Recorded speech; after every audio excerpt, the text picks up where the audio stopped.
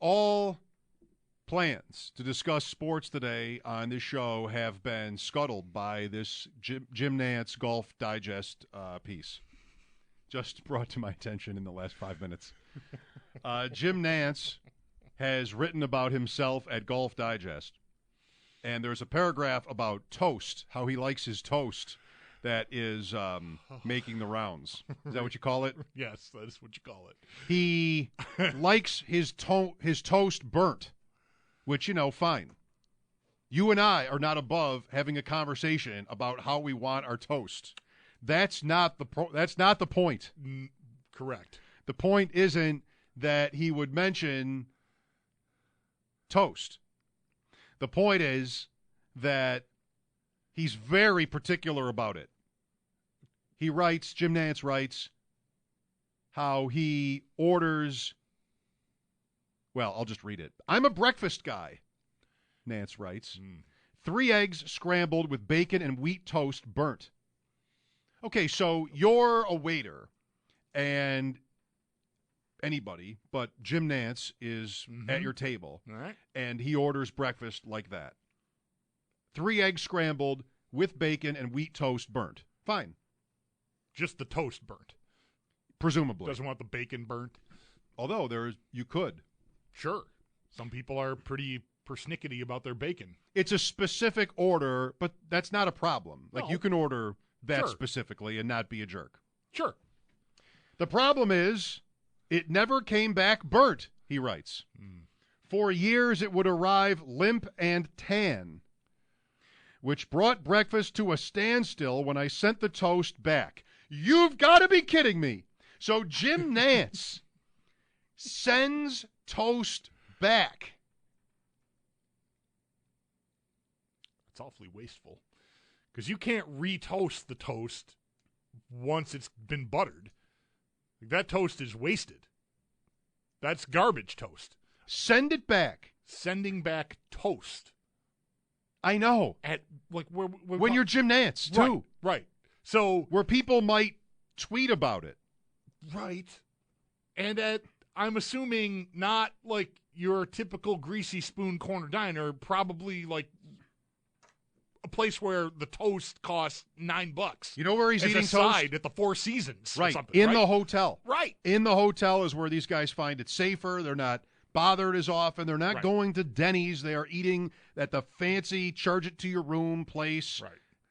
Expense account in the hotel. Sends the toast back. Well, all right. Okay, so he's very, as he admits, Nantz. Particular about his toast. Very particular about his toast. Will send it back. For years, it would arrive limp and tan. Imagine writing that down on paper. For years. For years, it would arrive limp and tan. This horror you've been carrying around. Just. Then, listen to this next sentence. It was costing me 10 minutes a day, which, multiplied by 6 days a week, is 4 hours a month. That's 48 hours, 2 full days per year. My friends, time is currency. He has calculated how many days per year. How long did that take? He has spent sending back toast. Probably do that pretty fast. Some people are better at math than me. Here's the rest of it. And the end of it is, I think, my favorite part. My wife, Courtney, got tired of hearing me complain about it. She found a photograph on the internet of a kitchen toaster ejecting 2 slices of burnt toast. She minimized it, printed it out, and had it laminated. She insisted I put it in my wallet. When I order, I present the photo to my server. Are you kidding? What? I get some strange looks, but I can assure you the toast now arrives black and scary, just the way I like it. Are you kidding? So he carries around Jim Nantz. This makes the whole Phil Simms still works there thing like a little bit more believable and acceptable. Because like if you like Nantz, you for years you've been going, why does he put up with this? The guy doesn't ever get it. But you try to figure that out. You might go, is it possible that Nantz is really weird or just lost? Nantz This is an indication. carries around a picture of toast. A laminated picture. Of Laminated! Right! Laminated pictures of toast. You couldn't just have the picture on your phone? Even? Like, here's how I like it. No. All right, wait. My head is going to explode. He has a waitress come over at a hotel restaurant, and he orders his toast, and I want it burnt. And then he goes, it's a new place. Every time, does he get the same waitress everywhere? No, it would be like a new waitress every time. And this guy goes, I said burnt. Now, before you even make a move away to take the order in, he goes, let me show you what I mean. And he takes a picture out of his wallet, a laminated picture of toast, and shows the waitress and goes, like this. He is waitresses. This is one of the weirdest things that's ever happened. He sounds like a sociopath. He sounds like a sociopath. The server is just out of his or her mind by that move.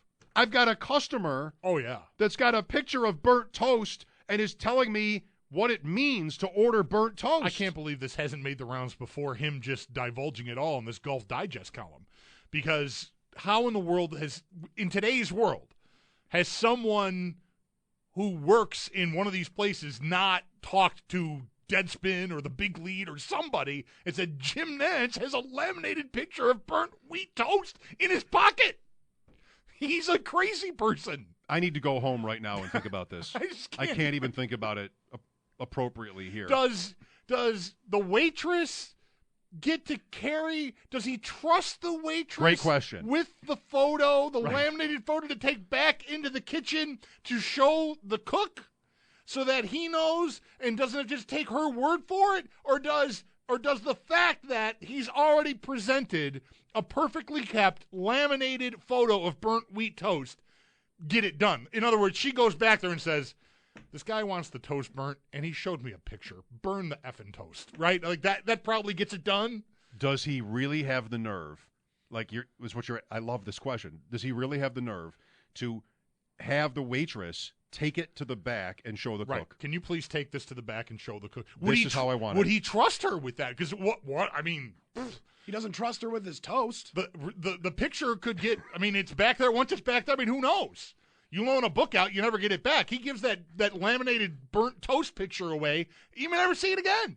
And then how many days and hours and months and years of his life will he be wasting until his wife prepares him a new one? This is exactly why I get mad when announcers use the word unbelievable to describe a hooking penalty. Because there's nothing unbelievable about any hooking penalty. This is unbelievable. This is a famous person who comes into your house all the time if you love sports and has been doing so for 20 to 25 years. And he has a picture of toast that he puts in the face of waitresses at restaurants to illustrate how burnt toast is supposed to look. That's what you have here. If the craziest person you know in your real life did that, if it's me, I would tell a lot of other people about this. I know a guy, you're at a party, you meet someone new, you go, yeah. I know what you think your friends are weird. I know a guy who carries around a picture of toast and shows it to servers so they know how to cook it for him. That's Jim Nantz. Yeah. How are we supposed to go to break? How are we supposed to talk to Rob? How are we supposed to do pregame? This is incredible. It's all consuming. He, by the way, recognizing, of course, that we are also professional communicators. I mean, we talk on the radio for a living. He talks to millions and millions and millions of people on network television. So he communicates. Just telling the waitress, emphasizing, I really want the toast burnt. Really burnt. Please make sure it's really. That didn't work.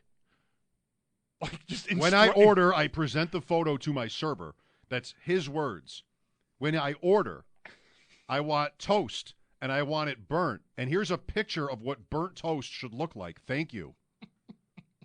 None of that limp tan stuff.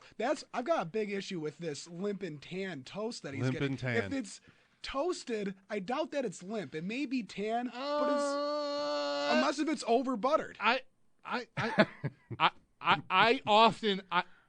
You get a lot of limp toast? I will go, yes. I think the toast is like just assembly lining out of those places. And it can sit there for a while. It doesn't get as... Do you ever try to use the toaster at the free buffet at the you-know-what inn, whatever, off the 90? Right, yeah, sure. All right? And you stand there, you toast it. No, bagel still is pretty raw. Toast it again. Like, toasters, they're unreliable. So I think you get. I've had plenty of limp, unsatisfactory toast in my life. Tell me about it. But wow, I cannot believe laminated this move. photo. If someone told you that they saw, I know we are this. If you're just tuning in, this is live, uninterrupted coverage of this Jim Nantz toast controversy. If someone, all right, you have a friend that is a waiter, and you see him, and he goes, "You're not going to believe this story," and that's his story. That he was somewhere, he was working somewhere, and Jim Nantz was at his table, and Jim Nantz ordered burnt toast, and then Nantz showed me a picture of burnt toast that really happened before, like it was in our first conversation. It started with me going up to his table for the first time, asking what he wanted. He didn't need the menu. He knew immediately what he wanted, and then he whipped out a laminated picture of burnt toast. If that actually were to happen, would have happened to either one of us, we'd be sitting right here just like we are talking about whether our friend could possibly be telling us the truth. Right. We would be debating, like, that can't be right. Can it? There's got to be something way. he's exaggerating because it's Jim Nantz. Right. But it's Nantz telling it. Right. Wow. We have an obligation to get to a break. That's a tradition unlike any other. But I don't know. This is a shocker. I do not know anymore. Yes, I just don't. I cannot speak. I am speechless about this. Rob Ray at 4. We may get back to local programming by then. Mike Schopp and the Bulldog here on WGR.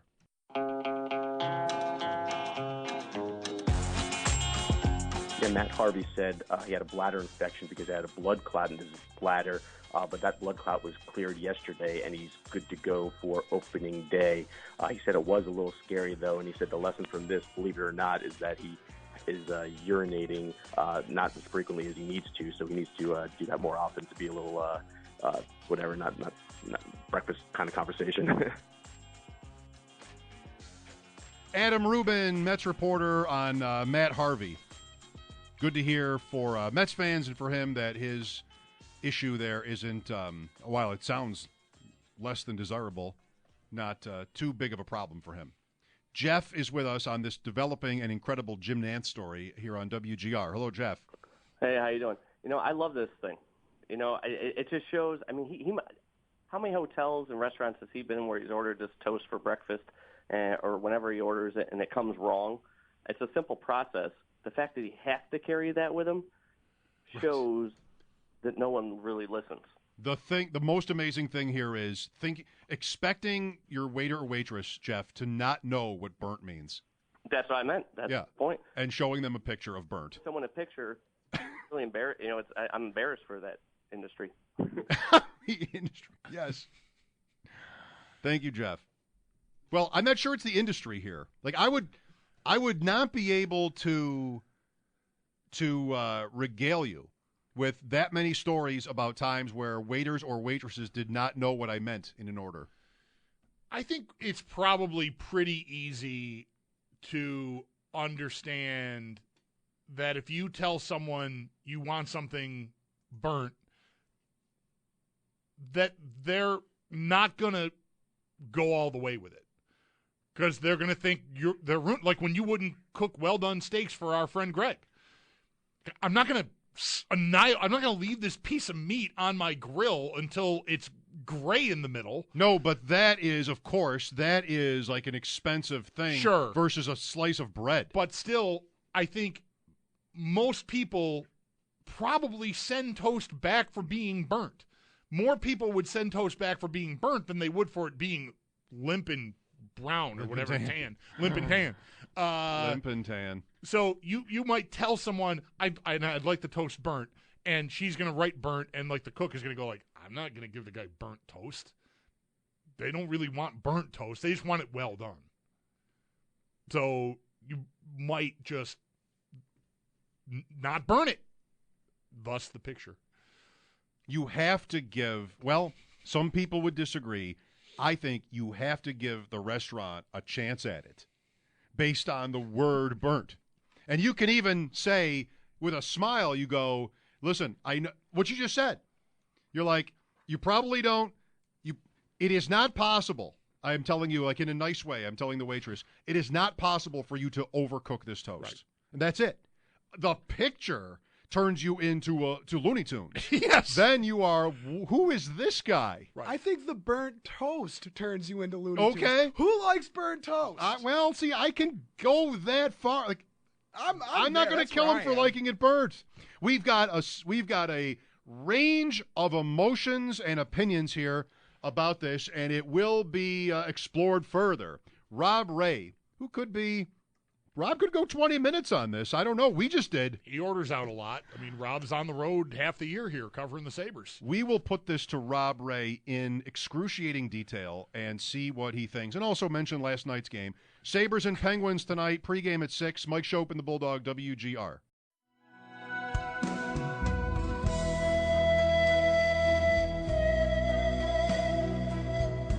Don't miss my partner on WGR 550. He'll take you inside the locker room, give you a player's view when he joins Schopp and Bulldog game days at 4 on the home of the Buffalo Sabres, WGR Sports Radio 550. It's not me. It's the guys I do the show with. Schopp and the Bulldog, geniuses. Really? Yes, they are. 70% of the times guys get breakaways, they score. Really? Yep. 70%. 70. Where'd that stat come from? I don't I made it up. Oh, I figured that. On WGR Sports Radio 550. Back-to-back game days. I'm glad to be back. For today's Rob Ray visit, brought to you as always by Jan's Smoke Shop 2. Shoot for savings between the pipes at Jan's Smoke Shop 2. By Jim's Steakout. Check out the sub of the week at jimsteakout.com. And by the Lockport Outdoor Store. High-impact gear for hard-working men and women. We've got whistling. Got burnt toast. My day is destroyed by the Jim Nantz thing. I cannot even think about anything else. And that's saying something. Because there are a few thoughts that never leave me, and they're awkward. Rob Ray now. Rob, wait until you hear this. You're with us, right? Yeah, I'm listening. You said, wait till you hear this. I know. That's right. So you're familiar with Jim Nantz? Yeah. Jim Nantz wrote a piece for Golf Digest, Rob, where he explains, first of all, his obsession with burnt toast and how far exactly he goes to make sure at restaurants he gets it. Now, you're a guy, as Bulldog pointed out earlier, we were talking about what your reaction to this might be. You're a man who is on the road a lot. How's Pittsburgh, by the way? It's chilly but sunny. Good. Same here. Did you see that guy already? Yeah, I went and seen him this morning, first thing. Good. Rob's got a guy down there. Oh, yeah. No, I remember him talking to me about that off the air earlier this year. Good for you. So Nantz orders burnt toast with his breakfast, and in this article he writes how he actually calculated how much time of his life he thinks he has spent waiting for toast to come back after he has sent it back. Like, already, do you have a question here? Like, can you imagine, would you be somebody, Rob, at your swanky, nice hotel breakfasts that would send back anything? Would you do that? How often would you do that? I would probably never do that. Same. I'm the same way. I would never do it. I would just be disappointed. There's an argument. Yeah, but how can you be disappointed with breakfast? Okay, well, Right. I might agree with that There's too. got to be like fingernails or something. Yeah. It's got to be Hair. something really obtrusive and disgusting happening to get to. But I don't like my scrambled eggs. I like them more firm. Oh my God, just shut Right. up and throw some hot sauce on there and eat it. Shut up is right. Just shut up and eat your Absolutely eggs. right. Absolutely right. So Nantz describes the toast he is accustomed to getting at restaurants, quote, limp and tan, end quote. So he figures he has spent 2 days of his life waiting for his toast back at different places. And then his wife got tired of hearing him complain, Rob. This is the coup de grace here. His wife got tired of hearing him complain, printed out a picture in a magazine of burnt toast, laminated it for him, gave it to him so he can carry it around. And when he orders toast at breakfast time in restaurants, upon ordering it, he shows a picture. He shows the picture of burnt toast to the waiter or waitress so they know what burnt means. Okay, I'm done. That's a man that has spent way too much time on the road. Would you ever? I mean, would you ever? A picture? I am using a word here. The word is burnt, and I want to make sure you know what that means. Imagine that customer, Rob. Imagine being that customer. It sounds like my mother-in-law's cooking. Everything she cooks is burnt. It's like petrified, dehydrated. Conversation's taking an awkward turn. Let's go that way then, because I've said it all Really already. good. That's Ryan's complaint about Nantz, is wanting the toast burnt like this in the first place. Like, I'm not here to judge that. I'm not interested in judging that. But I think it's You it's a little weird, but it's not crazy weird. It's not laminated picture of toast in your lapel pocket.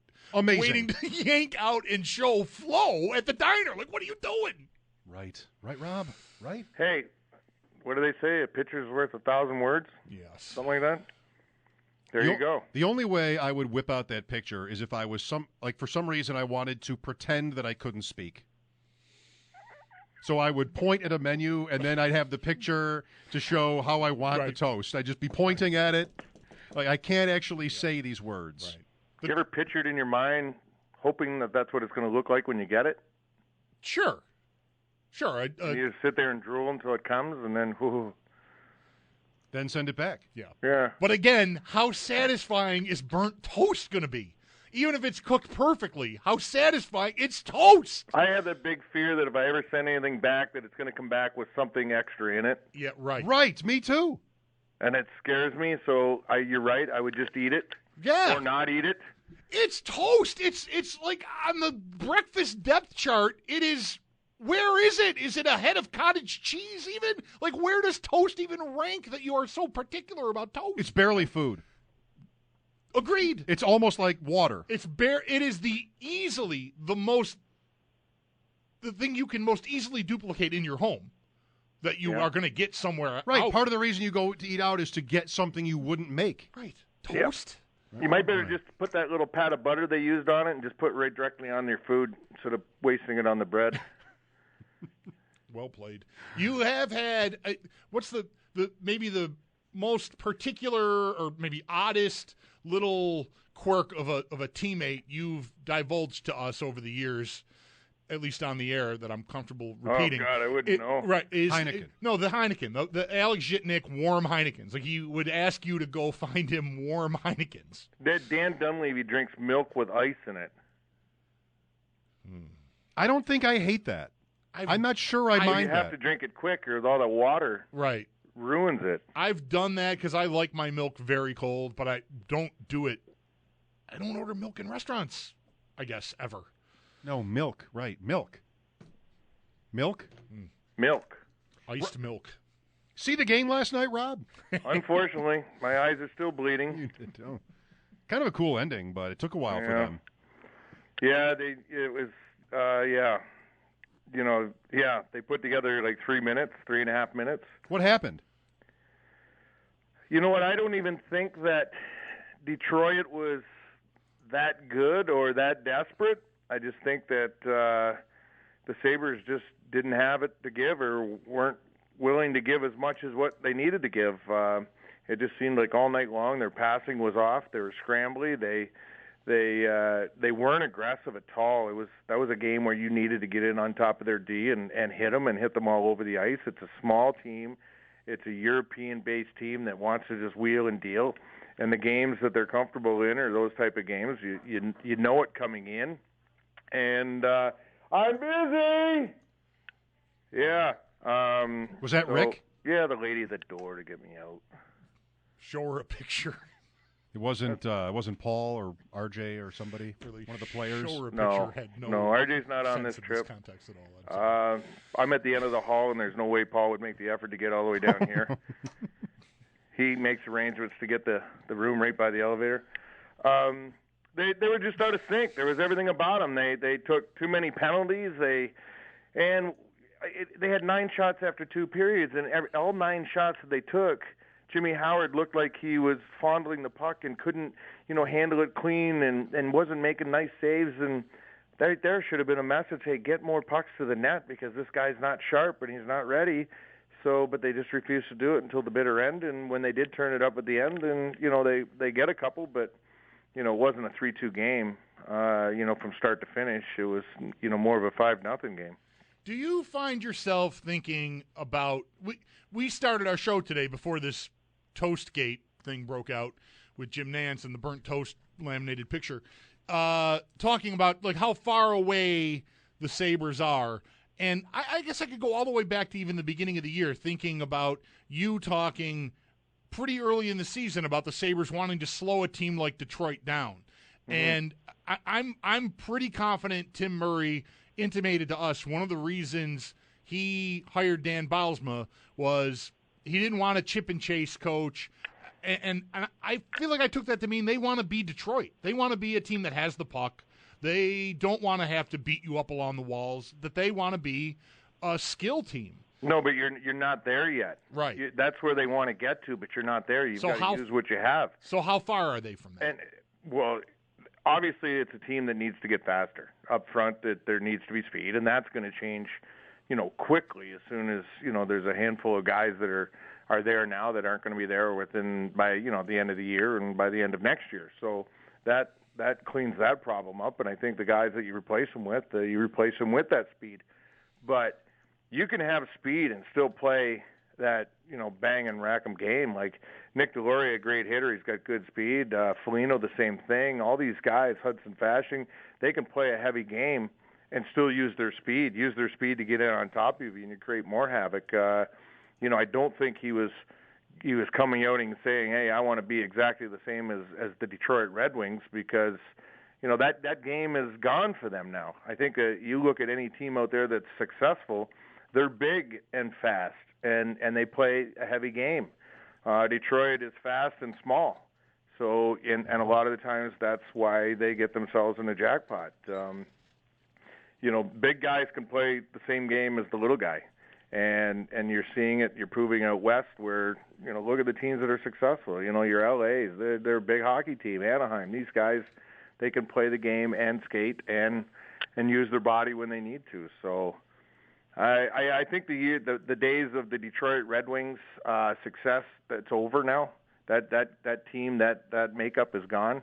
And just talking to a few guys there involved with the team, their biggest thing right now is trying to add some size and grit to their hockey team because that's been their biggest downfall all season. Rob Ray with us here from Pittsburgh. Sabres and Penguins at 7, pregame at 6 on WGR. Mike Schopp and the Bulldog here. How did Evander Kane get hurt? What do you know about that, Rob? It's his hand. He messed it up a little bit.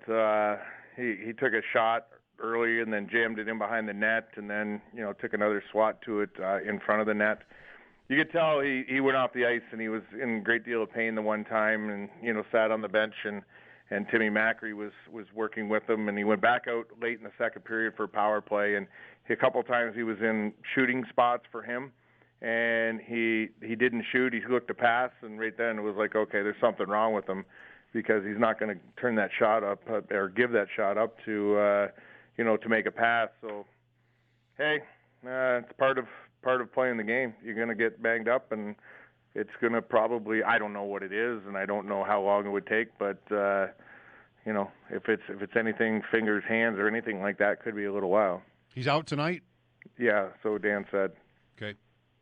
What do you think of him? Like, I don't need the whole year necessarily, just the overview from you on Kane Robb and his role and his importance to the team next year or two. Do you like what they need from him? Do you feel good about that they'll get whatever that is? I liked it when he played. I thought his best hockey might have been when he was playing with Jack and Sam there for a while Ryan was out. I thought it kind of pushed him, and I think it kind of put him in the spot where he wanted to be. Sometimes I get the feeling if he's not on the ice with, maybe the right guys, then he just kind of thinks he's got to do it himself, or he's going to do it himself, and it becomes that little more of an individual. But when he's not, it seems to bring the player that he can be out in him a little bit. I like his hustle. He works hard. Obviously the shot and the physical side, he tries to bring that every night. I think as the season went on, he became more of a less of a one-dimensional player. Too long all season, just started up and down the wing, take the shot, miss the net, hit the net, whatever it may be, and that's it. Now he's starting to bring a little more into the game, hanging on to the puck, being a little more creative, using the guys that he has on the ice. And I think by him playing with either Jack and Sam and along with, Ryan O'Reilly and whomever, that it kind of forced him to play that game. But, and then you sit back and you go, hey, the kid's still, 24 years old. And, he put 20 goals on the board this year. I know a bunch of them have been empty nets, but, all goals count. So it's I think he can be that. I think that he could be a 25, 30 goal scorer in this league, playing with the right guys. I think it'll be really interesting to see moving forward because I agree that the most encouraged, the most excited about him I've been almost all year was towards the end of that partnership with Eichel and Reinhart. It took him a while, I think, to figure out what to do there, but they really started cooking. I'm thinking of the Carolina afternoon game, not just the long pass that Kane lofted at the end of overtime, but he was looking for the pass. Yeah. And that's not something I've seen him do with O'Reilly, even when Reinhart's been on the other wing very often. There seems to be a bit of tunnel vision there. So I wonder if that will get revisited this offseason. If they'll try to, because they're, to me, aside from, I guess I want to say Eichel and Reinhart together, I want to think that might be set in stone, but the rest of the roster to me is very much up for debate about who's going to play with who, and maybe him getting back with Jack and Sam is something they'll consider, early next year. Well, yeah, I do think that when he plays with, whether it's Jack or Sam or Ryan, that it forces him to be the player. He knows in his head he can't be that individual out there when he's playing with those guys. So that kind of brings the best out of him. Did you see Gordie Howe? Yeah. How close did you get? Pretty close, but it doesn't look good. He's really, slow, and it was almost like you walked away and you go, oh, you felt bad. Great to see him, but kind of feeling bad that for where the point he is at right now. So I'll tell you got a great reception there. People, it was fantastic, and put him on the board. They gave him a standing ovation and sang happy birthday to him. It was pretty cool. And down underneath, you got to see a bunch of the guys, and some of the young guys like Jack and that got pictures taken with him, and he was great about it. So yeah, he's a pretty impressive man. I got to spend a few days with him one time, and I'll tell you what, from start to finish, he was all class all the way, and just so accommodating to everybody that it was pretty amazing. He's a great role model, and I think a lot of young guys this day and age can learn a ton from this guy. What was the event you got to spend time with him at? I was at an All-Star game down in Nashville. No, I wasn't playing. I was there just with the alumni representing, and so it was a neat weekend. Pittsburgh is super hot. They're going with Matt Murray tonight, a big prospect goaltender of theirs. Do we know who the Sabres are going with? No skate or anything, right? No skate, but I think everybody, and from what indications Dan was throwing out there, was going to be Chad again. So okay, that's unusual for Bilesma to go to a goalie back to back, but Nathan Lewin just. Well, I think right now I'd say they'd want to get Chad in as much as possible, give him all the chance in the world to play. I would think that there would be more chance of Chad Johnson being in the near future of this hockey team than possibly Nathan Lewin. So, why not, keep him in there and, see what he can do. You think it's better than – what do you think the odds are he's back? Like I've got Ullmark is the goalie in Rochester, and then Johnson is a UFA. You think it's more likely than not, Rob, that they sign him maybe to another 1-year thing? Yeah, I would sign him. I would sign him and pay him what you need to pay him to keep him around. He's proved that he can play, and he's proven that he fits in, and he's an asset to the team. He's a guy that whether he plays the 1 or 80 games, he's there. He approaches the game the same way. I think he's a good example to have around the room too, as a leader. You sit and talk to this guy. He's a very intelligent guy, and he's a student of the game. And I think that you know what you got, and you know what you're getting from him, and he understands the situation as well. But you're talking about young kids. You don't know what Robin Lehner, what's going to happen there. He's got a little bit of a history of getting banged up a little bit. So you need that guy that you're going to be able to lean on a little bit. And I think Chad can be that guy. So, right. If you need him, he's there. And I think that's the good thing that he has proved to everybody this year. And unless somebody goes after him and throws him some decent dollars that you're not going to be comfortable matching, I would expect he'd have a pretty good shot of being here. Yeah, I'm always in the mood for them to try to improve. Be the best that they can be. My backup goalie, first of all, Johnson's played 41 games already this year, and that's not what you expect your backup goalie to be playing. Wow. And, Brad's calling, it but seems. The numbers are respectable. He's got a .919 save percentage and a 2.38, and there's nothing fluky about that. That's, again, 41 games played. So, I don't think I'm going to do much better than that for a backup goalie. No, and I think right now he makes about $1.3 million. It's a lot of dough, but it's not really. You're going to pay him a little more than that as a backup, and then you got him. And whether it's the 1 year or 2, you have to, and just to be comfortable with it and not know, because you don't want to bring those young kids in and just have them sit here. Right. If you're bringing the young kid in, he needs to play. And the only way he's going to do that is if Robin is not playing well or some injury happens. So, what do you think Brad May wants? Well, I told him 4:30 downstairs. He's a paranoid freak, so he's probably maybe even calling to ask what time it is. Does he know that his phone probably could tell him what time it is? Yeah, but you'll tell him if he doesn't. That's a long ways down the road for Brad. He's going to be late. Right. That's why he's probably going to be late. Couldn't he just text you though if that was it? Wouldn't he just text you? I'm a few minutes behind. Or he's saying that he's leaving and leaving without me. Not waiting for you. Well, we'll let you go because we don't want this to become a thing with you and Brad. 3 blocks up the road, I can handle it. That's good. Thank you, Rob. See you Thursday. Guys, thank you. Oh, thank you. Rob Ray talking. Thursday? Yes. Yeah. Oh, what? Who do we have Thursday? Toronto. Oh. Yeah, don't use all the good material. You've got a few games left. Space it out. Okay. Enjoy your night tonight. All right, there he goes. There's Rob Ray in Pittsburgh on the AT&T hotline with us. His game day visit brought to you by Jan's Smoke Shop 2. Shoot for savings between the pipes at Jan's Smoke Shop 2. By Jim's Steakout. Check out the sub of the week at jimsteakout.com. And by the Lockport Outdoor Store. High-impact gear for hardworking men and women. We'll check the poll to see which part of the many weird parts in the Jim Nantz toast piece is the weirdest, according to our Twitter followers. Also, a column on Tyrod Taylor trying to predict what happens with him and the Bills money-wise. Mike Schopp and the Bulldog here. You can reach us, 803-0550. Lines are open until 6 when it's Sabres pregame, Buffalo at Pittsburgh tonight here on WGR.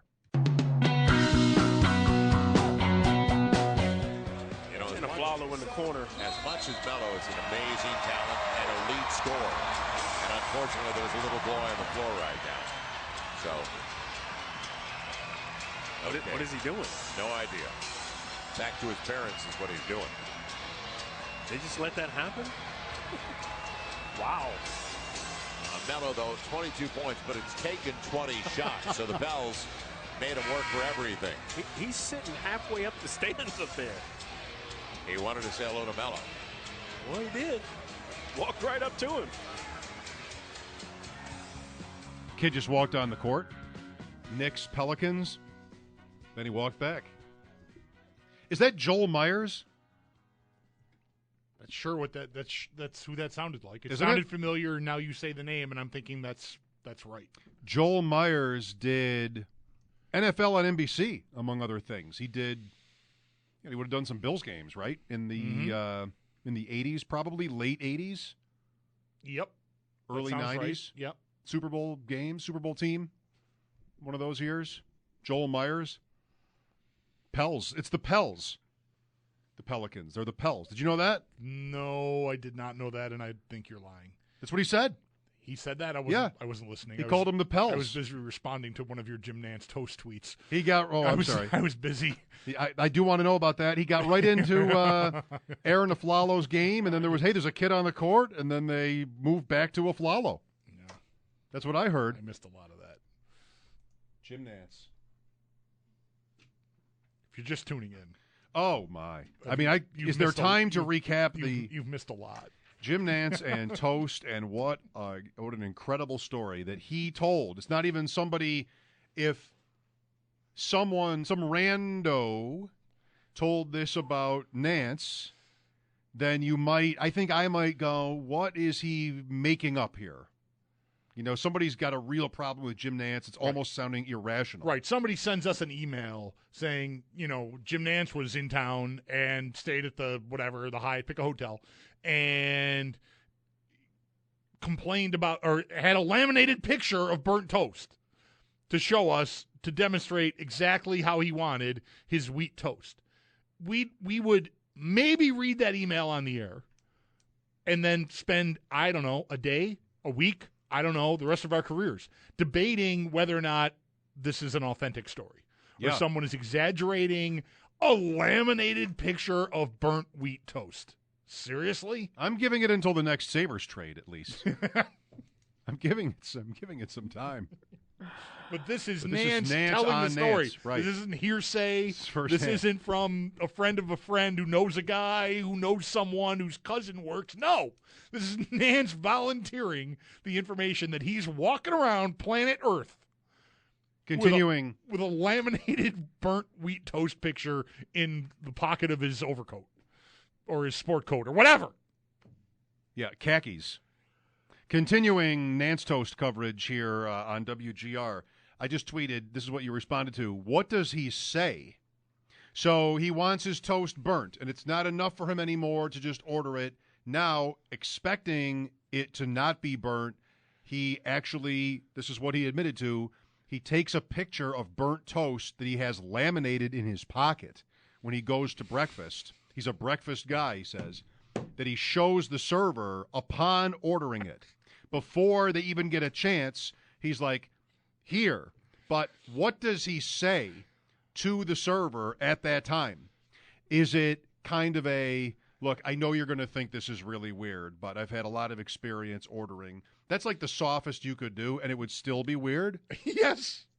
Or does it range all the way to, here, this is how I want it? Like, how is he nice belligerent is he about about it? Yeah, he doesn't seem to me like a jerk. No. So, but this is a jerk move to show a waitress a picture of how you want your food cooked, no matter what the food is kind of a jerk move. It's a crazy person jerk move. More crazy than jerk, even, I think. It's crazy. It's toast. I wouldn't expect, because I also don't think he's I don't think he's a jerk anyway. Like, I don't think he'd be belligerent about it. Here's how I want my toast. But he's not apologizing.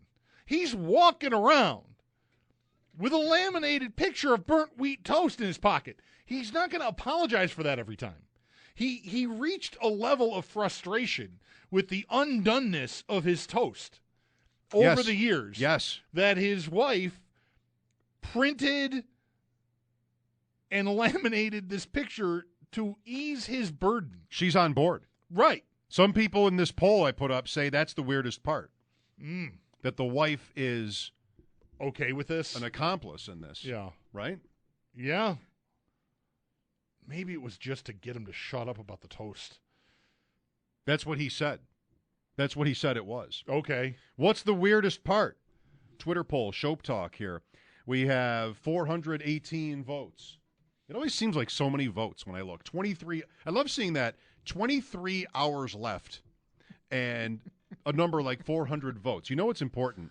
What's the weirdest part? 70% say carrying the toast picture is the weirdest part. That's what I voted for that, too. I agree.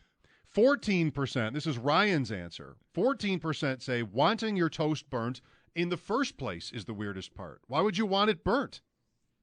I'll go on to say that I voted for that twice from the WGR official account and my own account. 8% is the third place tie here, sending it back, and also the wife is not in here. I didn't have room for that one. Room for the wife. Yeah. Sending it back when you don't get the toast exactly like you want it. He calculates he has spent literally 2 days of time in his life waiting for toast that he has already sent back. That's unbelievable. I don't think it's crazy to vote for that. Or calculating how much time it has been, 8% as well. I don't think those are crazy to vote for. No, I like that second. Because I don't happen to think the burnt toast thing, I mean, whatever. People like their food different way. It's not for me at all, although I would say I like my toast more done than maybe the average person. Would you say that when you're ordering it at a diner? Never one time ever in my life would I ever. And maybe, I just don't know how to get what I want. So I'm not carrying around a photograph of perfectly toasted rye and or sourdough toast. I'm going to start doing that in my pocket so that I can flash it at the waitress or waiter when it's time to order my eggs. You know what? Here, I want to say something right now. Is everybody seated? I want to say something right now. You owe me 2 years on the picks bets, and we will never resolve it. Like, I would never want to have you do anything. It just seems mean. I still have time to Here's what I want. I want to go out. I want the four of us to go out to eat, the couples, or a bigger occasion, work guys, whatever it is. I want to go out. I want to go out to eat, and I want you, when you order your dinner, to have a picture of it. And you are not allowed to say why you're showing the picture. I need to legitimately. Yes. Is this a? Come on. You're not allowed to say, I have a bet. He's making me show. No, you have to, with a straight face, show what are you ordering? Chicken Parmesan. You have a picture of a laminated picture of chicken Parmesan on you that you actually show. And you have to talk. So it can't be right. that you're doing this because you can't speak. Right. You have to be showing. And this is how I want it to look. The picture, I'm open to this. This, I don't know how my wife is going to feel about it. Maybe I just won't tell her and I'll just do it. That'll be even better. Maybe she'll just leave. Yeah, she doesn't get to know. She doesn't get to know. I don't know. I can't really ask. I feel like I can't. Yeah. I'm asking for enough. You're right.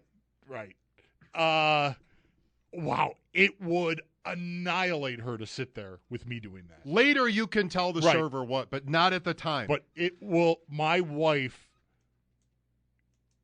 it would destroy her to sit there and watch me do that. I'm just like, she is the most accommodating person to almost everyone around her, but even especially like servers and like always, if I've ever even intimated, we're in a hurry, I'm not the guy who's going, hey, can you really move it along? I'm not like that. I think you know that. But there've been a couple times we got concert tickets or whatever, like we're kind of in a hurry.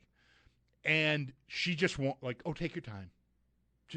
She's like that. So if I'm whipping out a picture, now why would I be doing it with we have to find the right dish to make this work. Yeah, all right. Steak doesn't work because you can't tell how a steak is cooked really from, looking at it on a plate. No, that's true. Or you could have a piece. It might be good enough if it's like a piece of cut steak. You can certainly find a picture of like sure. medium rare steak and say, I want it to look like this. Yeah, that could work. There is no way this is not embarrassing for you, though. Oh, yeah, no, it's There horrible. is no, it's definitely horrible. Yeah. Oh, yeah. Is this a good idea? I think it's workable. This is what Nantz does commonly. With toast! It's toast! Toast! Freaking toast! That is I'm never going to listen to him the same way again. The Masters is what, next week? I'm shaken. It's toast. Is there a follow-up article? Is there a follow-up piece? Is there a retraction? Do we know that he's not paying off a bet by including this in the Golf Digest article? Great point. Could that be what he's doing here? He's paying off a bet? There is actually an update here. It appears the NFL is demanding a retraction from Jim Nantz about burnt toast pictures. That's just in. I can't even spit it out. Like right now I want to say, we'll talk about Tyrod Taylor. I can't even spit it out. I can't leave this. I cannot leave this.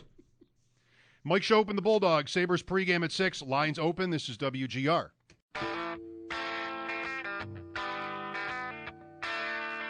I mean, no one needs coaching on sexiness. We just call that flat out delicious. Here, would you like this, my friend? Maybe not. No, you're great.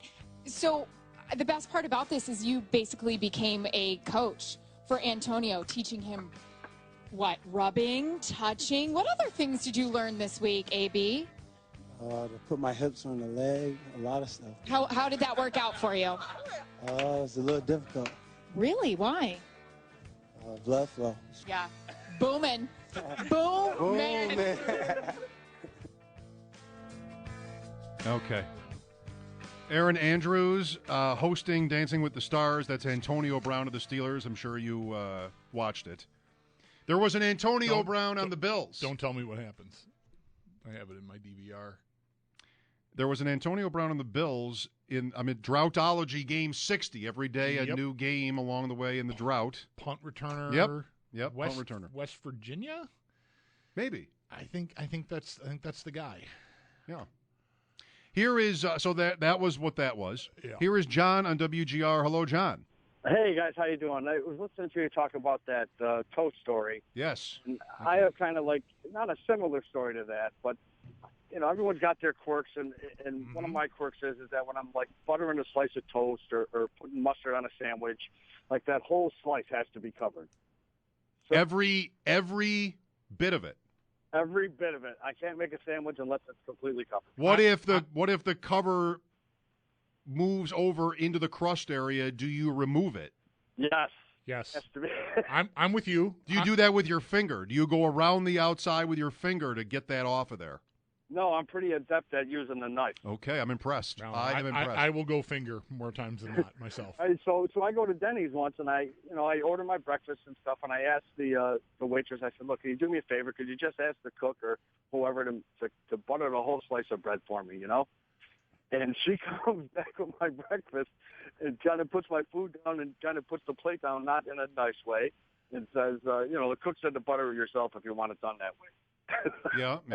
I said, well, okay then. You know what I mean? And I'm all right with that. Me too. I would think that's your job is to do that.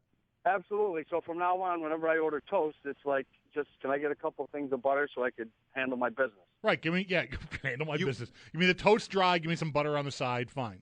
Yeah, and that's all. But I thought it was funny that you're talking about how crazy he is about the burnt toast. Right. And first of all, that's, I think kind of nuts. Yeah, I don't think it's crazy at all to be particular about how you like certain foods prepared, whether that's the amount of condiments to put on them or what. I think it's insane to carry around a photograph laminated in your pocket to show people. Like, it's toast. Like, get over it. You know, like, are you sending it back if it's not buttered to the edge? I mean, I think you're just going to plow through it, dip it in your egg yolk, and move on with your life. You hope for better next time. Right. Exactly. Or just learn, like, hey, this is the way it is, and that's the way, You just deal with it. Well, very interesting. John, you found out what you wanted. It's a good thing to do in life, though. You found out where the line is. Yeah. Right. Asking to have that done was a bridge too far for at least this one restaurant. Now you know.